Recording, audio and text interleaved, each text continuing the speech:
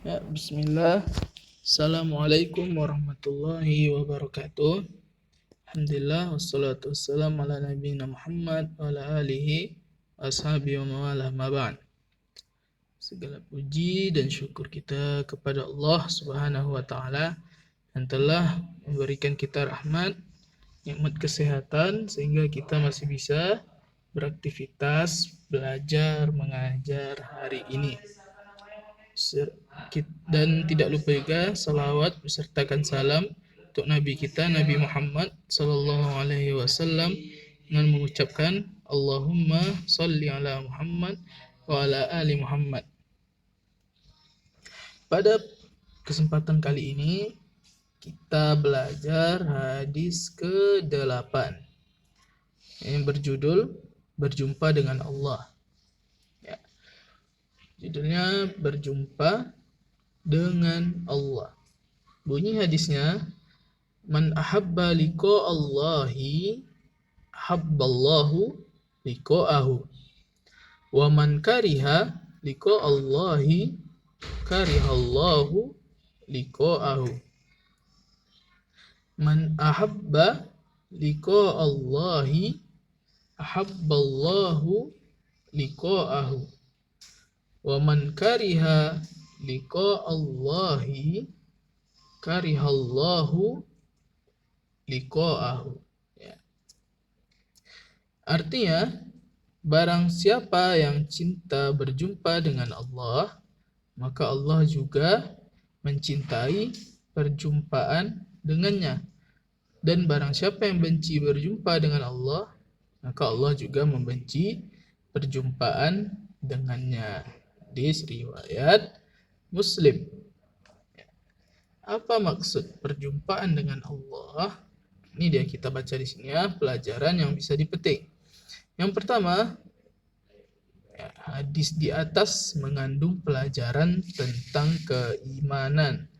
Karena keimanan kepada akhirat yang membedakan antara orang mukmin dan orang kafir dalam menghadapi kematian. Jadi menghadap dengan Allah ini tentunya kita harus menghadapi yang namanya kematian. Ya. Kita menghadapi kematian dan ini ada dua golongan. Ya, ada golongan orang-orang yang mencintai pertemuan dengan Allah, ada yang tidak.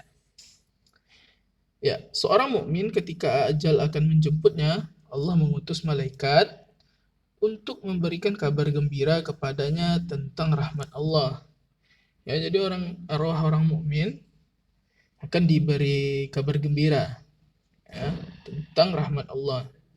Ya, berupa nikmat di alam barzah ataupun rahmat lainnya. Yang ketiga, disebabkan kabar gembira tentang rahmat Allah kepadanya, maka seorang mukmin semakin mencintai perjumpaan dengan Allah di hari kiamat. Dan Allah pun mencintai perjumpaan dengannya. Setelah dia melihat rahmat Allah di alam barzah, di dalam kuburnya, dia akan berharap dan dia akan senang bertemu dengan Allah. Itu orang mukmin. Yang keempat, sebaliknya, seorang kafir ketika ajal menjemputnya, malaikat pun menjumpainya untuk membawakan kabar buruk tentang azab yang akan diterimanya di hari kiamat. Kalau orang kafir, yang datang malaikat bukan kabar gembira, tapi kabar buruk tentang azab. Jadi ada dua golongan tadi ya, orang mukmin diberi rahmat, orang kafir diberi kabar tentang azab. Yang kelima, disebabkan kabar buruk tentang azab tersebut, tentang azab Allah, maka seorang kafir merasa enggan berjumpa dengan Allah, mereka takut. Dan Allah pun enggan berjumpa dengannya. Yang keenam, para ulama juga menjelaskan tentang kecintaan seorang mukmin apabila berjumpa dengan Allah. Maka seorang mukmin percaya akan janji Allah berupa surga dan kenikmatan di akhirat sehingga menimbulkan kecintaan untuk berjumpa dengan Allah di akhirat.